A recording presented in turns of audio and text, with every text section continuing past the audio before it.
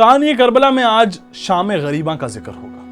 شام غریباں جو ایسی غربت کی شام تھی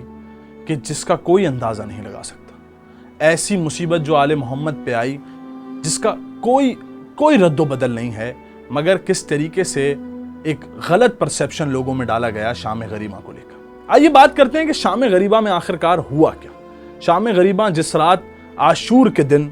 جب صبح سے عصر تک امام حسین اپنے خانوادے کو کٹوا کر، اپنے لوگوں کو، اپنے بچوں کو، اپنے بھائیوں کو، سب کو شہید کروا کر جب آخرکار خود بھی شہید ہو گئے، تو یہ دن تھا اہل بیت کی مصیبت کا دن، کہ جب خیموں کو آگ لگ گئی اور بیویوں کو یہ کہا گیا کہ خیموں سے باہر نکلا جائے۔ جب بیویوں سے حکم دیا گیا کہ آج کوئی بھی خیموں میں نہیں رکے گا، اور وہ بنا پردے کے